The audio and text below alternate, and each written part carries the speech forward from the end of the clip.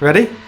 Speed Week is the greatest cars of that year in the greatest locations tested on road and track. It's basically a petrol head's dream. The week we all look forward to, all of the fast cars, all of the fun cars from one year in one place. Where we take all the good stuff and then decide which we think is the most exciting and most visceral car of the year. Speed Week has been going on for longer than I've been here, and I've been here for 11 years now. We try and do it internationally as much as we can because it can be so exciting when you go abroad and you get new roads and new scenery and new tracks and everything. So it's that discovery of new places, I think, that sort of sets the tone for Speed Week each year. In the past, we've been to the Red Bull Ring in Austria. That was my first one. We've been to Portimao in Portugal. Last couple of years, we've been stuck in the UK, so Anglesey in Wales. And of course, the good old Top Gear test track at Dunsfold.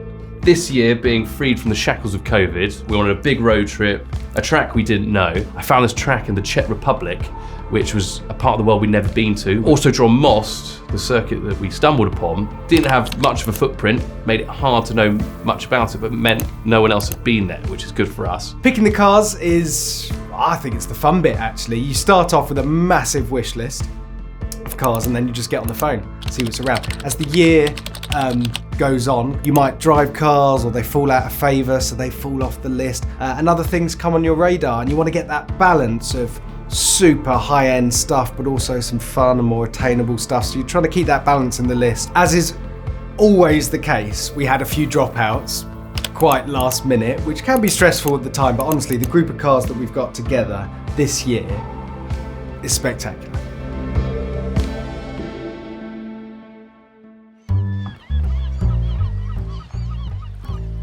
Welcome to Folkestone and day one of Speed Week 2022. We made it. There's been ups and downs so far, but we have to get to Germany, a place called Südharz. It's about 8 hours away. Some of the cars are here, but there is one missing because it's lost its panniers on the motorway. So let's see what else can go wrong today. Ha! The panniers, yeah. What happened to them? They fell off immediately, just after poor old Greg Potts had picked up the car and he came rolling into the car park with them in tatters and looking a little bit sheepish. What time did you wrist, Greg? The panniers fell off. What? That's no excuse. So much for Morgan's first pattern. So, after months of planning, literally thousands of emails, and trying and failing to fix the Morgan's panniers, I guess it's time to talk you through the cars we've brought along. Right, so we've made it through the Eurotunnel without getting a full cavity search, and I've got 462 miles till our hotel tonight. So it's probably a good time to introduce the contenders for Speed Week 2022, starting with this car right here, the Aston Martin DBX 707. It weighs 2.3 tons, but it's also the fastest accelerating car that Aston Martin makes. The world's gone mad.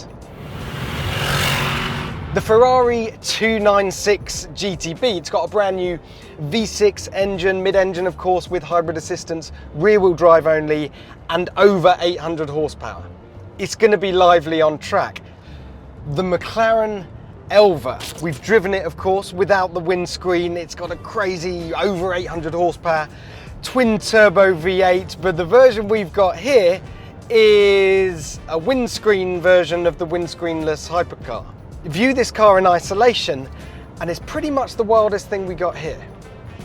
The Morgan Super 3, the next generation Morgan three-wheeler. I can see it back there in my wing mirror looking like a bizarre alien spacecraft. Still one-wheel drive, but instead of a V-twin engine slung out over the front, it's now got a Ford 3-cylinder EcoBoost engine minus the turbos. It's the slowest car we got here, but it's the one getting the most attention.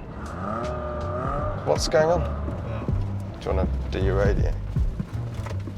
I think the Morgan's broken. Well, I thought I had the puncture starts from. Yeah. No, it's fine. It's fine. Maybe no more top speed runs. Well, it's just preparation for when it gets skidded around.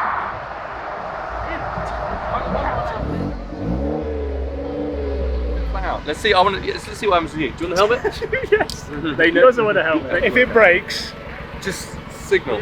Stay behind. signal.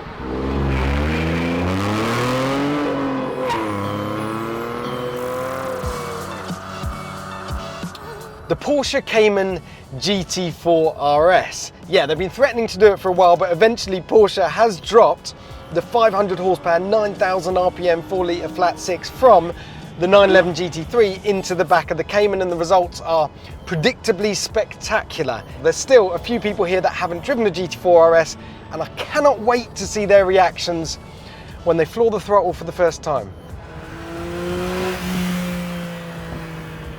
The Maserati MC20, the first proper Maserati supercar for a generation. It's got no complicated active aero, there's no hybrid assistance, it's just a gorgeous mid-engined petrol-powered supercar.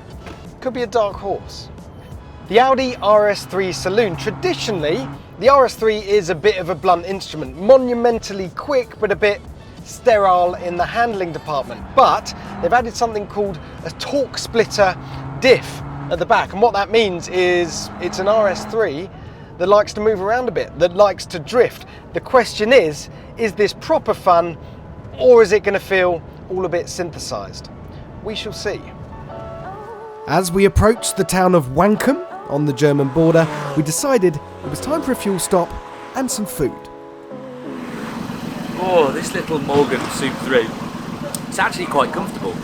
Although, if you look at it, the seatbelt thing is poking into my right butt cheek, so I'm using this to just pad it out. Like, I haven't got enough padding anyway, but this really helped. After that, it's actually quite good fun. But I've been riding the reserve tank now for a little while, so it's time for fuel.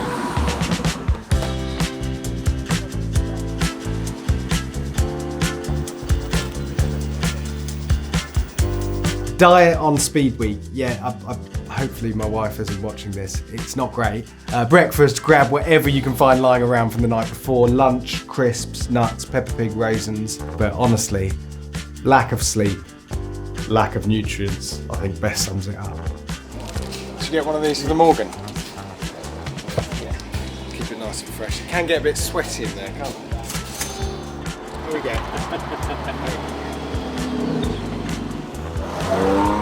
Anyway, back to the cars. The Lamborghini Huracan Technica. We could be getting a bit bored now with all these special edition run-out Lamborghinis. Actually, what this car is everything they've learned from all the years that they produced the Huracan distilled into one car. It could be Lamborghini perfection. The BMW M4 CSL. Now this car would qualify for Speed Week based on the badge alone. This car starts life as an M4, it gains 40 horsepower and it sheds 100 kilograms, which sounds like a lot, doesn't it? But there are a couple of drawbacks with this car. The first is the price. It costs nearly £130,000 for a BMW 4 Series, and it also weighs 1.6 tons. So not that lightweight at all then. And finally, we have the Praga R1, the homegrown hero. We couldn't go to Czech Republic without having a Czech sports car there, could we? Now the R1 is a track-only lightweight and it costs about 150 grand, so it's an affordable way to get GT3 levels of performance on track. What's the lap record at Most again? Speaking of Autodrom Most, we were running a bit late, but given we were on the Autobahn, that wasn't so much of a problem.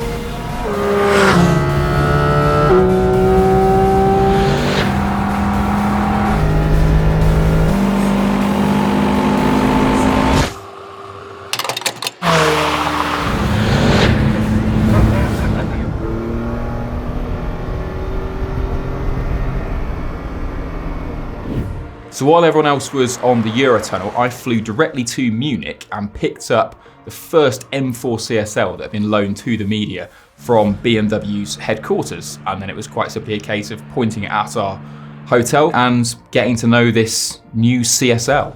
Pretty difficult car to learn to like, actually.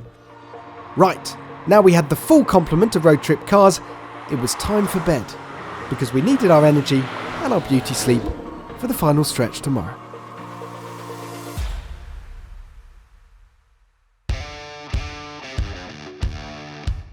Welcome to day 2 of Speed Week and a very, very pretty village in eastern Germany. Having tested the final drives in all the gearboxes yesterday on the Autobahn and nearly melted the drive belt on the Morgan. We now need to test them on some pretty roads. So how do we find these extremely pretty roads with all the amazing corners, the long straights, etc.? There's no real science to it. We go on Google Maps, we find the squiggly bits, and then we just hit it. So let's go do that.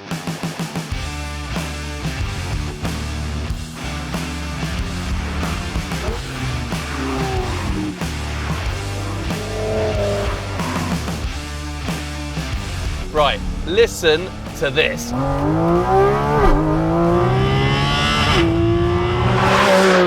They've only gone and done it, a Cayman with a GT3's engine. Listen to that!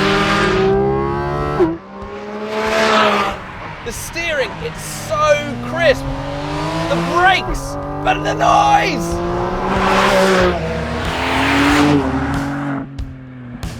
Oh, this is a very, very angry car. Listen to this upshift. Oh, kicks you in the back. Oh, I'm getting a sweat on. I'm getting a workout. This little Morgan Super 3 has got way less than half the power of the Audi RS3 that's the next least powerful car that we've got at Speed Week. But am I having half the fun? No, absolutely not! But why do we have to drive it through Germany?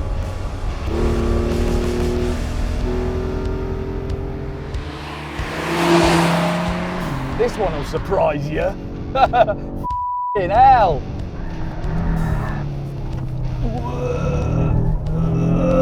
Oh, it's got grip as well. Especially in these longer, faster sweepers. My God. I like it.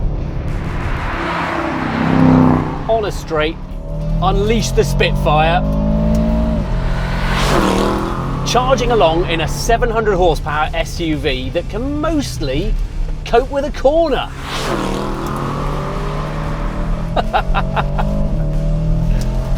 Oh, listen to that. Lovely bit of Germany, this. Lovely indeed. But it was time to leave Germany and enter the Czech Republic because there's only so much you can do on the road. And there was someone waiting for us.